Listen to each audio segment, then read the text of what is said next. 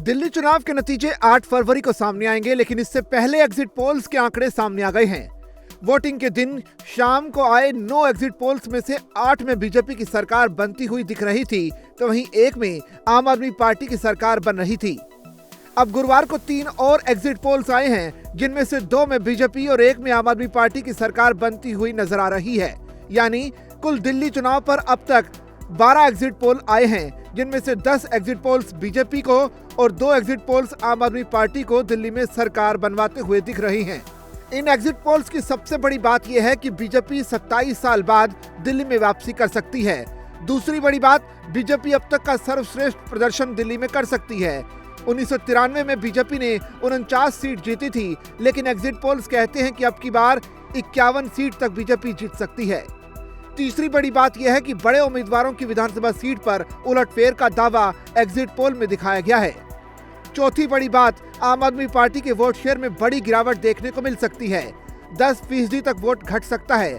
पांचवी बड़ी बात, 10 साल की एंटी इनकम्बेंसी ने आम आदमी पार्टी के उस वोट बैंक को नुकसान पहुंचाया है जो अब तक का रिकॉर्ड सीट उन्हें दिलाते रहे हैं, यानी कोर वोट बैंक में नुकसान हो सकता है। छठी बड़ी बात, कांग्रेस 3 से 5% तक वोट काट सकती है। 10 एग्जिट पोल कहते हैं कि बीजेपी को बहुमत मिल सकता है और 2 एग्जिट पोल कहते हैं कि आम आदमी पार्टी की सरकार बन सकती है।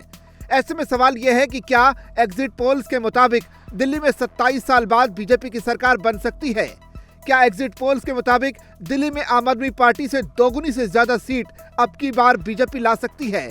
क्या राहुल प्रियंका की कोशिश के बावजूद लगातार तीसरी बार कांग्रेस का खाता नहीं खुलने वाला? एग्जिट पोल्स में बीजेपी की सरकार के दावों के बीच आम आदमी पार्टी क्यों नतीजों से पहले ऑपरेशन लोटस का आरोप लगाने लगी?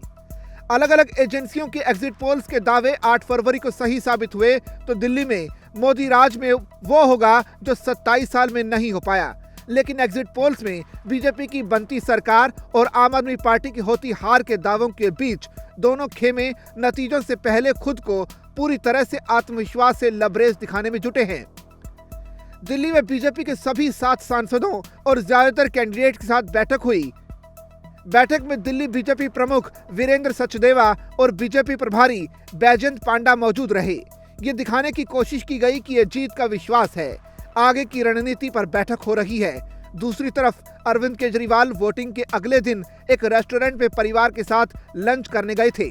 शायद ये दिखाने का मकसद है कि सब कुछ सामान्य है, जीत का भरोसा है। दिल्ली में जब वोटों की गिनती शुरू भी नहीं हुई थी, उससे 40 घंटे पहले केजरीवाल के सबसे करीबी सांसद संजय सिंह ने आरोप लगा दिया। यह आरोप लगाया कि दिल्ली में नतीजों से पहले ऑपरेशन लोटस शुरू हो गया है। आरोप लगाया कि आम आदमी पार्टी के 7 विधायकों को 15-15 करोड़ का फोन आने लगा है। नतीजों से पहले ही एग्जिट पोल आने के बाद आम आदमी पार्टी की ओर से आरोप लगाने का क्या मतलब है? जबकि 13 एग्जिट पोल का औसत कहता है कि पिछली बार 8 सीट जीतने वाली बीजेपी अब की बार 41 सीट तक जीत सकती है, जबकि पिछली बार 62 सीटें जीतने वाली आम आदमी पार्टी अब की बार 29 सीट तक आ सकती है, यानी बीजेपी की अपने दम पर सरकार। वहीं टुडेज चाणक्य का एग्जिट पोल कहता है कि दिल्ली में अब की बार बीजेपी 51 सीट तक जीत सकती है। आम आदमी पार्टी को 19 सीट तक मिल सकती है। कांग्रेस समेत अन्य का खाता भी नहीं खुल सकता। तो क्या यही वजह है कि बीजेपी संजय सिंह के आरोपों को नतीजों से पहले हार की हताशा का परिणाम बता रही है? बीजेपी नेता रमेश बिधूड़ी ने कहा कि संजय सिंह और केजरीवाल दोनों ने हार स्वीकार कर ली है और वो जानते हैं कि भाजपा पूर्ण बहुमत के साथ सरकार बनाने जा रही है।